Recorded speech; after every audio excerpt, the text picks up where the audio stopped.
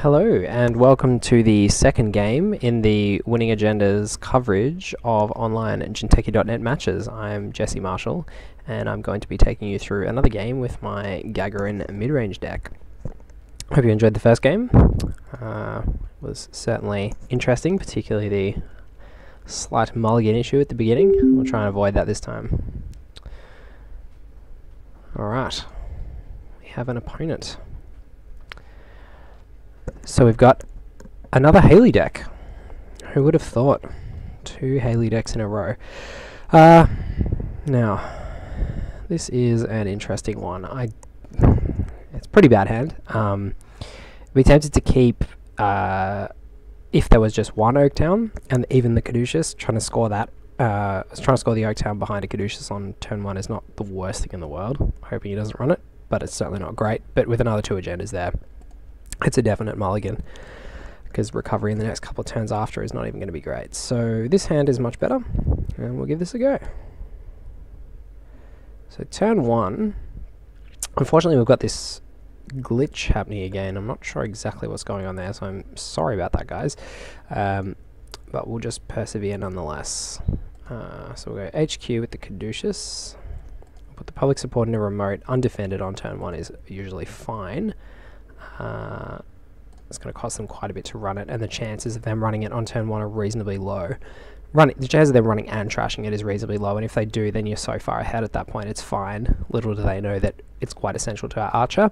But next turn we can plant the tour guide there, and that'll be a reasonable amount of protection for it, so that should be fine. The issue for us here is going to be the 5 credits, but luckily Caduceus provides, usually, its credits back when you res it, so particularly against a 0 link runner. So we'll be hoping for that if he does force us to res ice early, and obviously we can't res the archer anyway.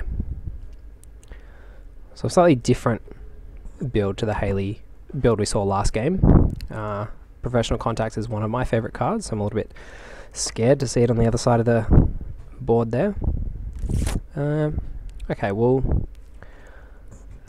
go with Tour Guide and gain 2 credits. Normally I'd play down the Jackson and then try and use that to sculpt the hand at this point, but given the importance of being able to res HQ Ice, I guess resing the HQ Ice is not that important, given there's no agendas and we're unlikely to see a Siphon on the other side, so I probably could have gone the Jackson and just relied on resing the Tour Guide. But then again, I guess being on a reasonable number of credits after resing ice is also important, so we can get back up to hedge fund range and things like that. We've got Harbinger. When it's trashed, install it face down instead of adding it to your heap. Okay, I guess that's good food for Aesops. And we're going to let him in for a single access run on R&D. So next turn is going to be gain 3 off the Harbinger, and then gain 3 again the turn after that. I guess that's a neat interaction for 1 influence. Not bad at all. Oh, Corporate Town's going to be really nasty if we can land that. So I think we can hope that that's going to happen. But how we can make sure that that happens is getting a little bit more economy and ice happening. So on top of that tour guide, I think we can probably do with an ice wall to really make sure that firstly, the public support is completed, and then that the corporate town can survive for a turn. But if we can get that corporate town in that server and at least snipe off the contacts, that's going to be really huge.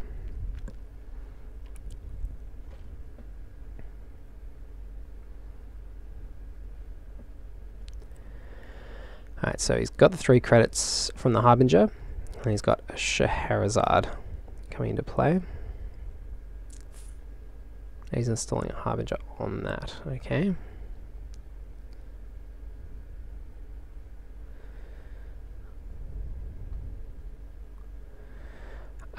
Right.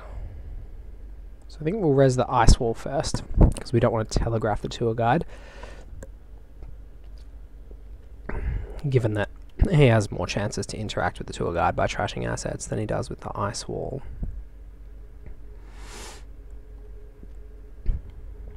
Alright, this is reasonably good.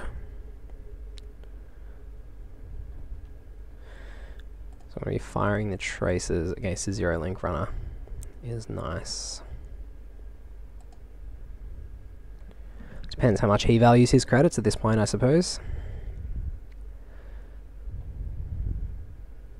Not well. He values them quite highly. Okay, that's probably good for us.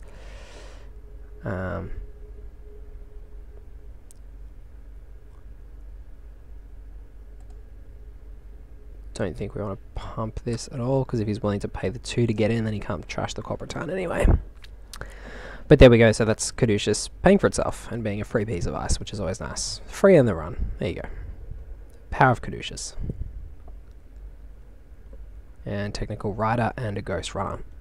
So Technical Rider is pumping up as he is installing more hardware and programs, which is probably what you're going to be expecting a Haley deck to be doing over the course of the game. Pardon me. So we've got that public support down, and we can hopefully now start eating into those resources. So we're definitely going to want to see that corporate town going to the server this turn. Draw a couple of cards off Jackson to try and hit some more economy. We don't. So I think at this point, getting a credit, I guess, allows us to blow him out of Archer, but we really want the corporate town res at this point, so that's not all that good. So instead, I think we might want to protect R&D.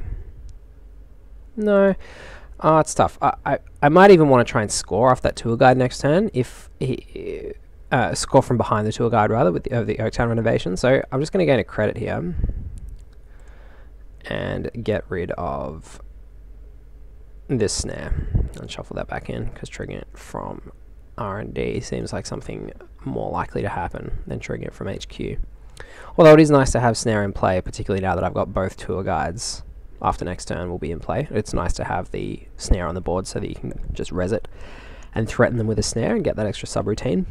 Say, if you want my tour guide to go down to 0 subroutines, you're going to have to come in and cop this snare to the face. It's always nice.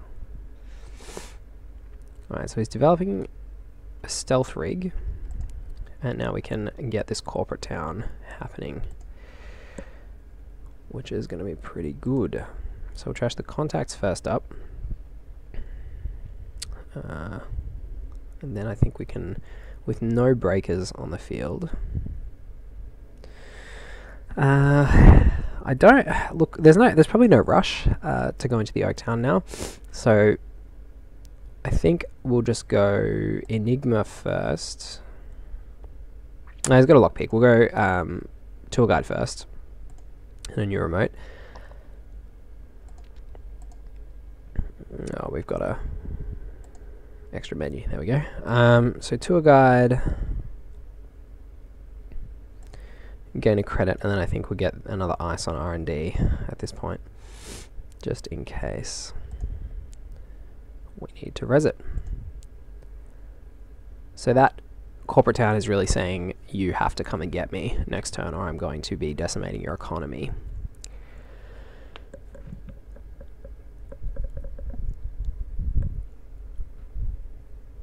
So he's had to draw twice, maybe looking for a self-modifying code or a stim hack. But it looks like we're going to be able to take out the... Why did he lose the Ghost Runner? Oh, he trashed it with Pawn Shop, I see.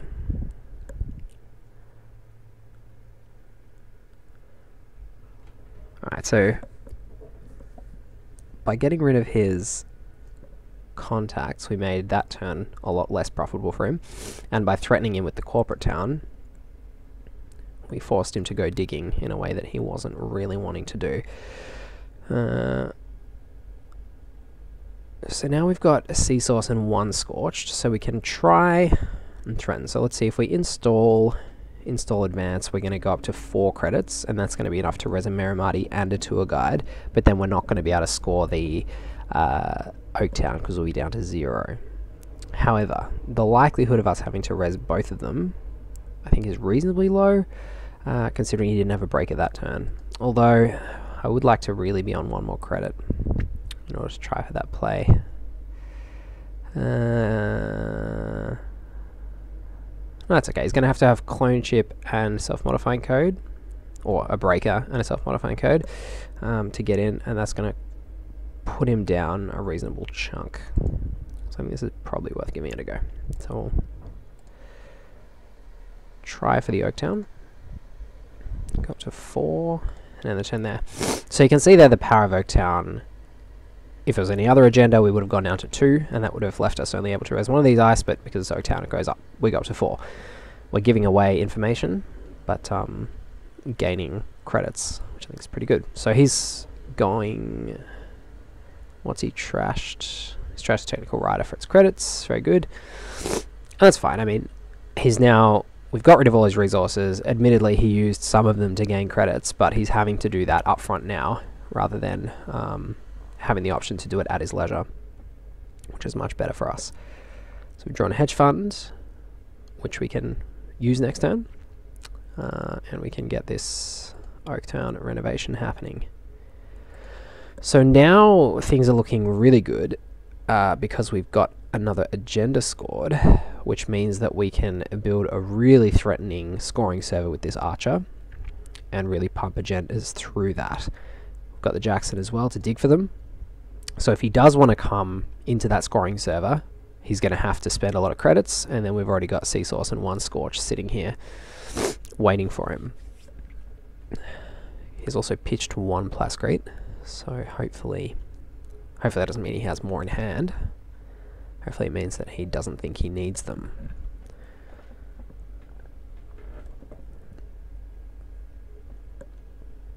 So a run on the corporate town.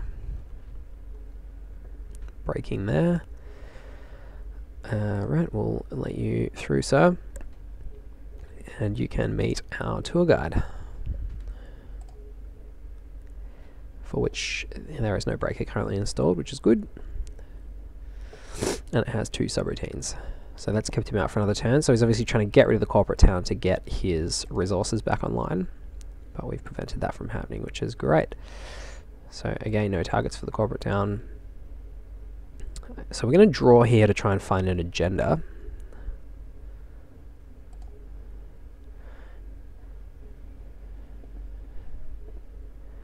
So we could go with that Atlas and rely on the tour guide to keep him out, because the Miramati's just folding to the lady at this point.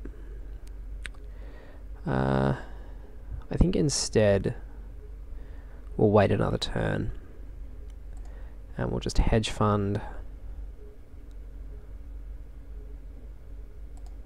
and Archer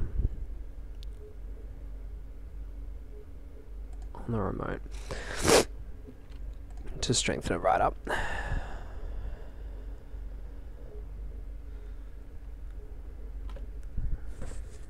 So multi-threader is a really nice card coming out in D&D.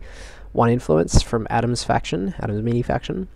2 recurring credits to pay for using programs. It is a program, so unlike Cyberfeeder, it's going to take up your memory.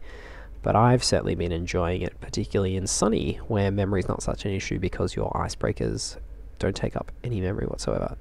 So my opponent's drawn 3 times and he's installed a clone chip, and he's again trashing cards. So we can assume that he's looking for more breakers, although now he's found his clone chip, so he's got his self-modifying code back online, so we have to be aware of that.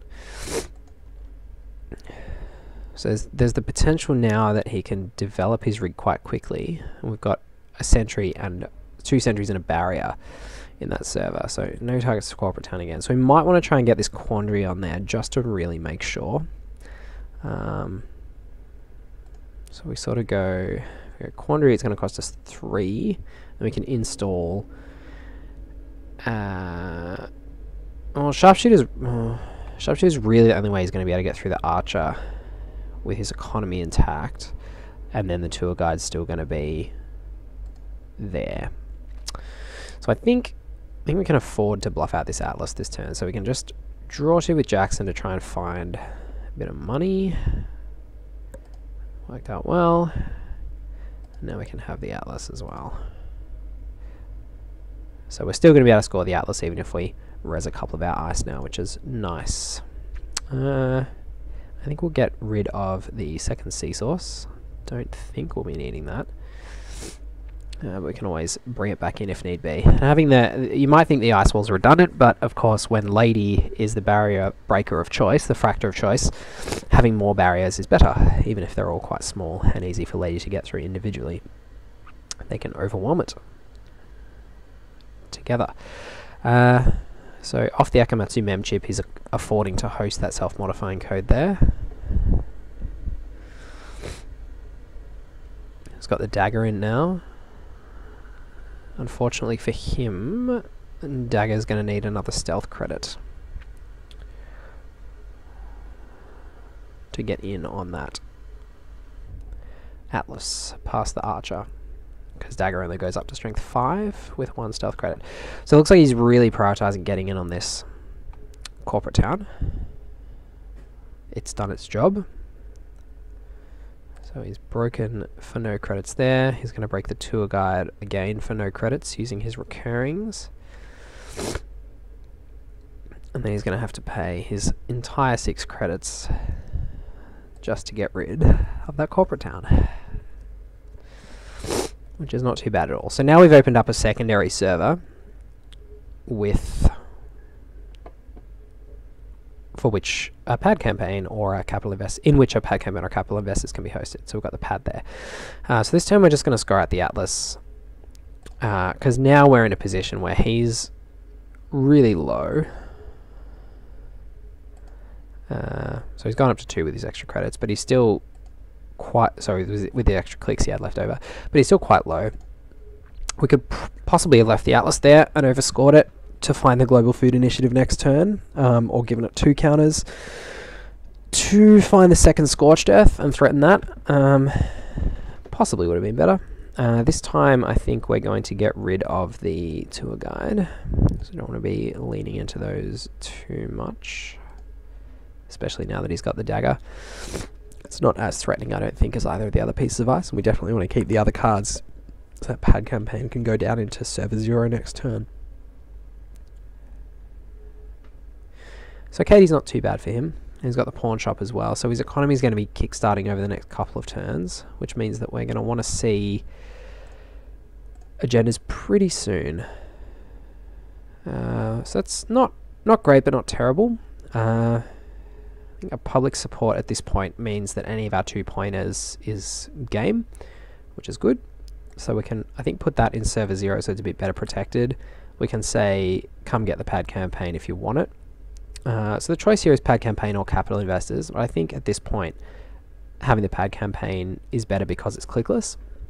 The capital investors, we don't really want to be putting clicks into that now. Caduceus might be worth putting on HQ, but then again, I mean, we don't really mind him coming into HQ at this point, so I think we can afford to really just get rid of that. We'll hold on to the Quandary because we want to force him to get his Code Gate Breaker at some point. He's probably going to anyway before he runs that 3-ice server, but we want to make sure that the threat's real in case he can't and he tries to call our bluff. Okay, so the economy is really coming online now with the Cache on the Scheherazade. He's going to be able to pawn next turn.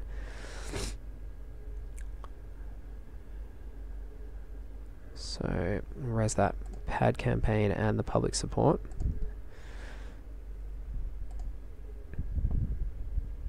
Now hopefully he'll hopefully he'll feel the need to go and trash that public support, which won't be entirely bad for us because it'll keep his economy down, which does 2 things. It keeps our Scorched Earth threat alive, but it also means that this scoring server is more intimidating when eventually we do stick the agenda in there. So first we'll draw with Jackson.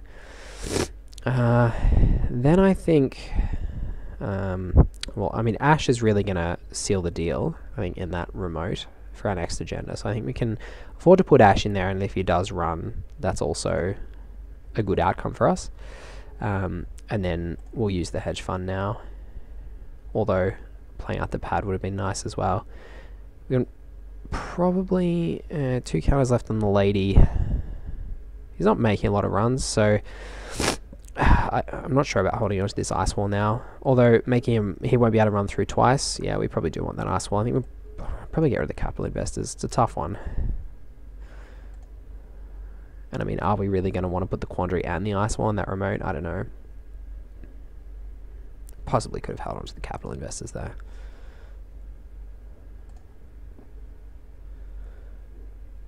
Okay, so we're definitely not going to be wanting to play the Quandary now, so that's okay. We've got the Ice Wall still, which is good.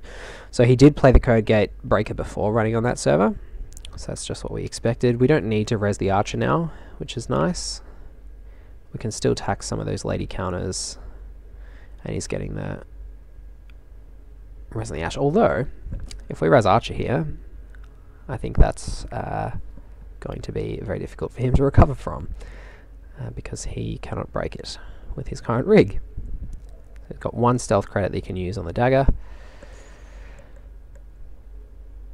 and that's not going to be enough.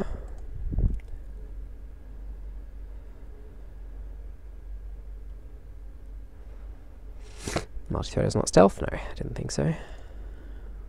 For a minute there I thought it might be a lot better than even I'd thought it was. So we've got the instruction to fire, so we'll trash the Scheherazade.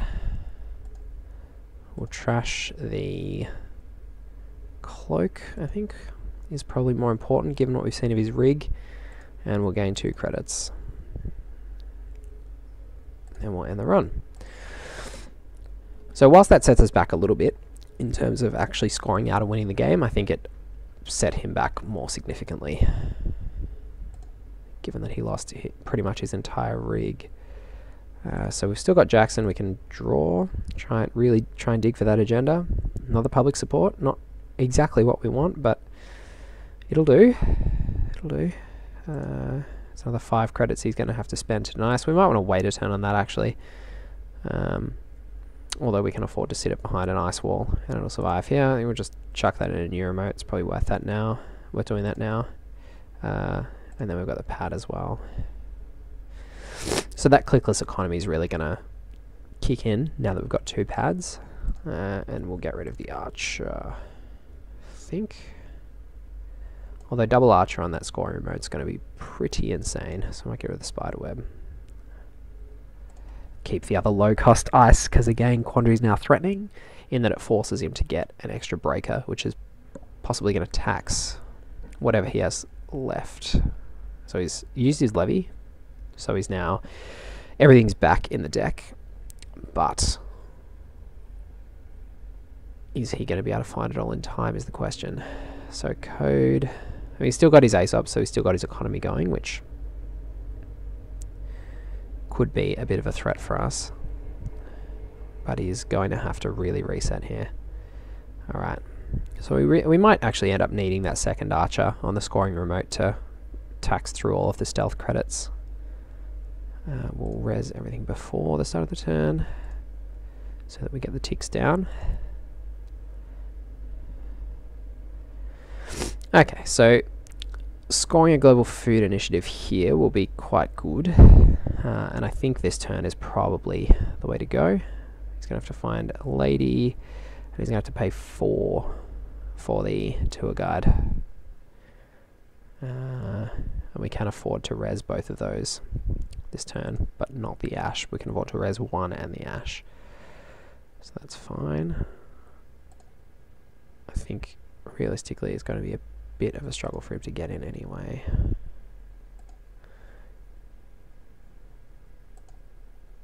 Given the Archer, it's going to cost him the 2 Ghost Runner credits. So he's got the Scheherazade. Okay, well I think we should be fine then. I was a bit worried that it was going to be using the SMC to grab the dagger, but even then I think the combination of the Ghost Runner and the multi-threader wasn't going to be enough to get him past the Archer and the Merimati.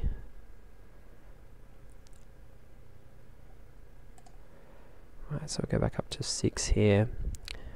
Now we have a choice where we can protect the public support with a Quandary, which I think is what we want to do because this server's reasonably well protected. And if we do that, it means that next turn we'll just straight up win, assuming that he doesn't trash the public support. So 1, we'll just gain credits. Not an action that's one particularly enjoys taking, but necessary this time to to make sure we can afford all of the ice and the ash and still score out the Global Food Initiative next turn. 2, 4, 6, 7. Compared to our 10, including the 2 pad credits. Alright, so it looks like we're probably going to lose the public support here.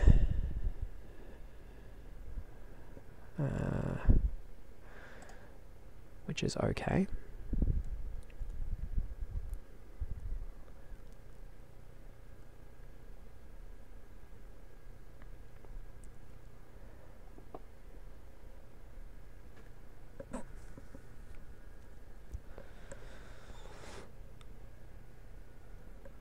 Right. Imp was certainly not something that we wanted to see that turn. Nevertheless,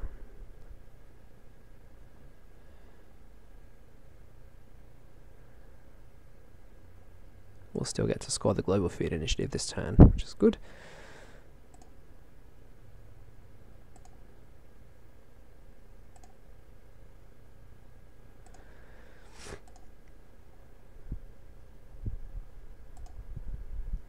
And I think, given that Lady is his barrier breaker of choice, it seems, I think we'll actually get rid of the ice wall now. Spiderweb does tax it a bit harder, and although we don't want to keep forfeiting too many agendas to the archers, gonna lose a pad campaign, which is unfortunate, but we'll get the capital investors online in the other server just in case we need some credits from next turn, which should make up for that loss.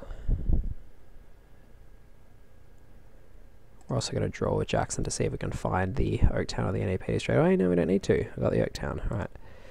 So server 2, let's just make sure he can't get in. He's got 12 from Katie, which is going to allow him to grab the dagger for 5. 4 to get through Archer, 2 to get through Tour Guide. So we're going to need to grab the dagger and the Lady. I don't think he's going to be able to do that and beat the Ash Trace, so we should be pretty safe with an install double advance at this point.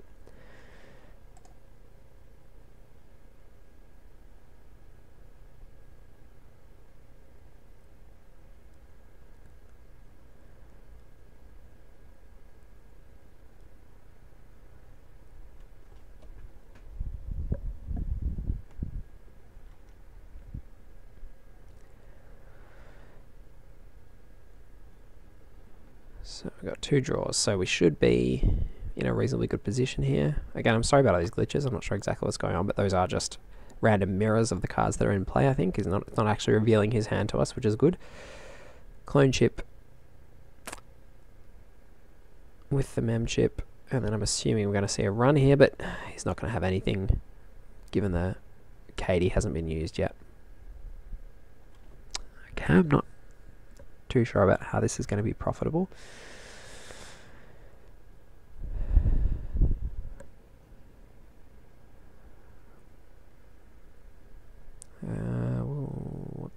What have we got here?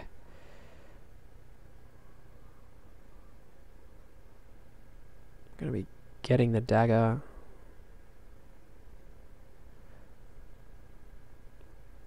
Spending those Ghost Runner credits. The cloak credit, the multi-threader credits, no. Thank you to our opponent. Okay, so the archer was big enough to keep him out, which was great. And then we get to scry at the Oaktown next turn. So that's game 2 with the Gagarin deck. I hope you enjoyed watching. And be sure to contact us on Facebook or Twitter. Let us know if you're enjoying this video coverage. We'll hopefully have more coverage of any future decks that we deck tech in our episodes, and we might see if we can. I might see if I can get a couple more decks in with this games in with this Gagarin deck, and get those uploaded as well. So thanks for tuning in. Thanks again to all our Patreon supporters who've got us over our first stretch goal. And if you are looking to support us on Patreon and help us to reach our future stretch goals to help us record more video content, be sure to head along to patreon.com and search for The Winning Agenda. Thanks guys for tuning in, and we'll see you next time.